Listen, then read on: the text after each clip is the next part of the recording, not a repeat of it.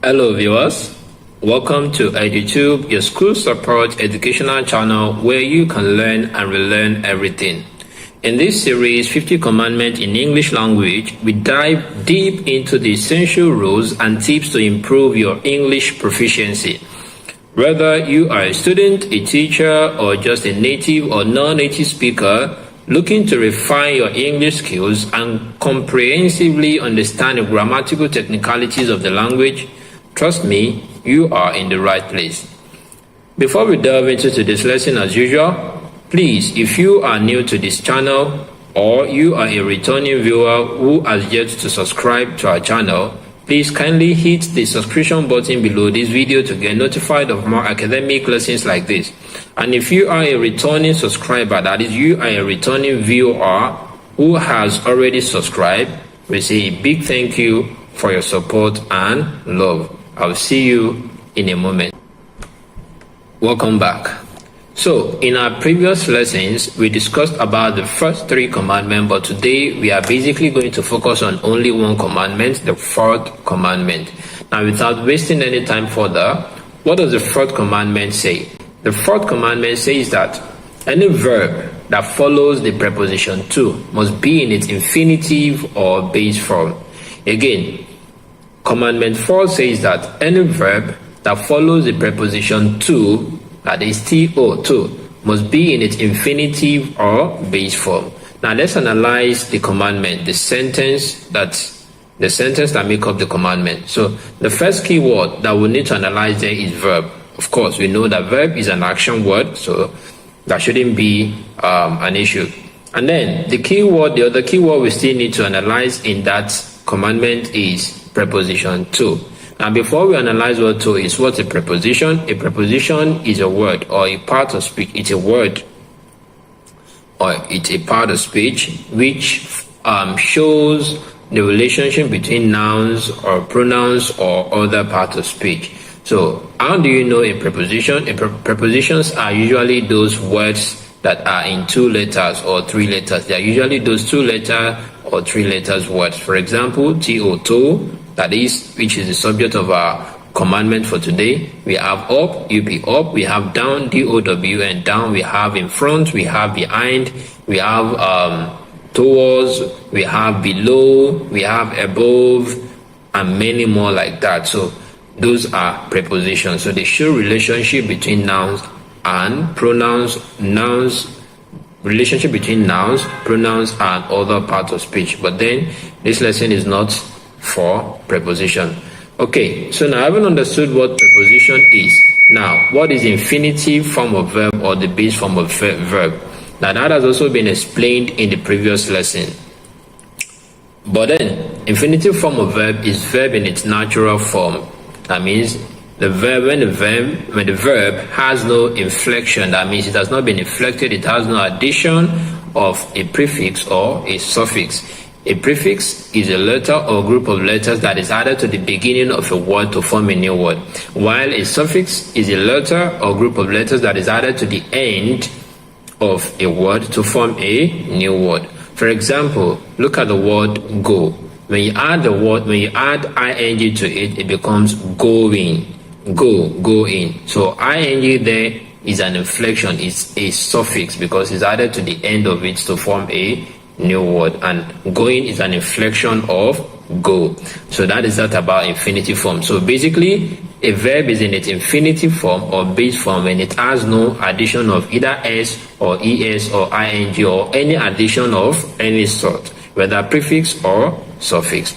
So now, having understood what commandment, the key words in commandment number 4, let's take some examples to elucidate and elaborate on the commandment. So the commandment again says, any verb that follows the preposition to must be in their infinitive or base form. So let's look at first example. First example says that the king had to abdicate his throne in favor of his son. The king had to abdicate his throne in favor of his son. Now, the verb there is abdicate, and it comes right after to.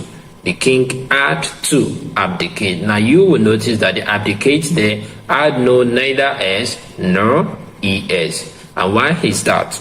Because it comes after to, and regardless of whether it is in the past tense or in the present tense, as long as it comes after the preposition to, it must have no addition of s or es. It must have no suffix or prefix added to the word. That means it must be in the infinitive form. So the king had to abdicate. That means it would be wrong to say the king had to abdicate his throne in favor of his son, even though that sentence is in its past form. So there isn't even any need for s in any way. But then the basic rule is that when a verb comes after preposition to, the verb must be in its infinitive or base form, regardless of the tenses, regardless of whether it is present tense or past tense. Then the second example says that the queen needs, you could see in this case, this is a simple present. The queen needs to know about the stranger. The queen needs to know about the stranger. Now we have two verbs here, needs. Need is a verb, and it's coming right after the queen. And the need is also in a simple sentence. It's a singular verb. Why is that? Because the sentence is in simple sentence and it's coming after the queen, because the queen is one person obeying the first commandment. So the queen needs to know. And then know is also a verb coming after to. So that explains commandment number 4, that any verb that comes after to must be in its infinitive or base form, regardless of the tenses. So the queen needs to know, not the queen needs to knows about the stranger. Okay, so the queen needs to know about the stranger. And then the third example says that the emperors, now plural, the emperors decided to reconcile with each other last year. So the emperors, which are plural, decided is a past tense of decide. So the emperors decided to reconcile. Our focus is on the verb that comes after to. So decided to reconcile. It would be wrong to say reconciled, trying to honor the fact that the sentence is in its past form. That would be wrong. You could see decided is in its past form. So you might want to honor the sentence because it is past. You might want to honor the sentence by making reconcile in past form also, and that would be wrong. The moment reconcile comes after to, that conditions us to put it in its infinitive or base form. So the emperors decided to reconcile, not reconciled. Neither is it reconciles. So the emperors decided to reconcile with each other last year. And then the third example says that she prefers to commit suicide than to be dethroned. She prefers. You see, prefer is a verb also, and it's in simple sentence. It's in simple sentence. So she prefers. So prefer is a base form, but then s was added because it is simple present tense. So she prefers to commit. You could see the word commit. Commit is also a verb. It's a lexical verb, but then it's in its infinitive form or base form because it's coming after to. It comes after to. So she prefers to commit. It would be wrong to say she prefers to commit. And it will also be wrong to say she prefers to committed, because any verb, as the commandment number 4 says, that comes after to must be in its infinitive or base form, regardless of the tenses. Okay, regardless of the tenses of the sentence. So she prefers to commit suicide than to be dethroned. That's example number 4, and that is all for that commandment number 4. However, there are exceptions. There is an exception to this commandment number 4. In fact, in all English grammar rules, there are usually exceptions. For example, commandments number 3 is an exception to commandment number 1 and 2. So commandment number 4 has an exception as well, but it's not a distinct commandment on its own. So what's the exception for commandment number 4 say? The exception says that when the preposition to forms the part of a phrasal verb or prepositional phrase, it must be followed by a gerund. Now we have a lot of keywords to analyze in this exception. So again, let me repeat that exception again. The exception says that when the preposition to forms the part of a phrasal verb or a prepositional phrase, it must be followed by a gerund. Now let's bring out the keywords and explain. So, what's a phrasal verb? A phrasal verb is a combination of a verb and a preposition or an adjective. A phrasal verb and an adverb. A phrasal verb is a combination of a verb and a preposition or an adverb to form a distinct meaning from the meaning of the verb. For example, look up to, give in, give up. Give is a verb, up is a preposition. Look up to, look is a verb, up to is a preposition. So when a verb and a preposition is combined together, we could call it a phrasal verb, and they give a distinct meaning from the meaning of the verb. Okay, so as the commandment says again, when the preposition to forms a part of a phrasal verb, a gerund must follow.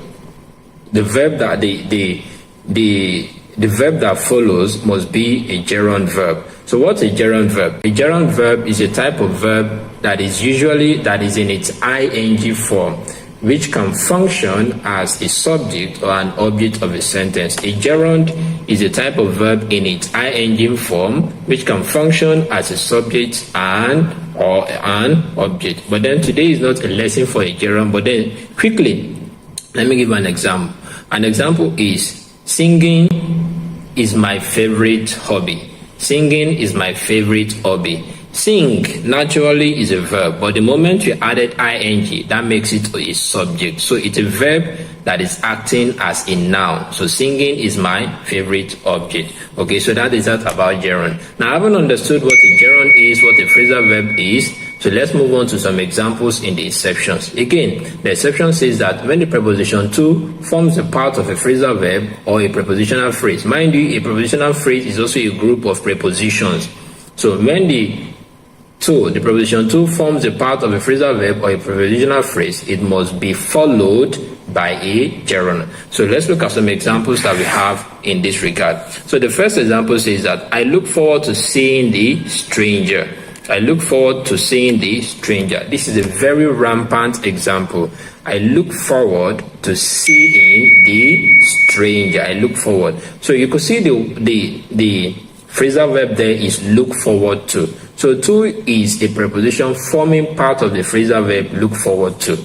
Look forward to. So that means since it's part of a phrasal verb, the verb that must follow to must be a gerund. That is why we have seen. That explains the reason why we have ing in our see. That is seeing. I look forward to seeing the stranger.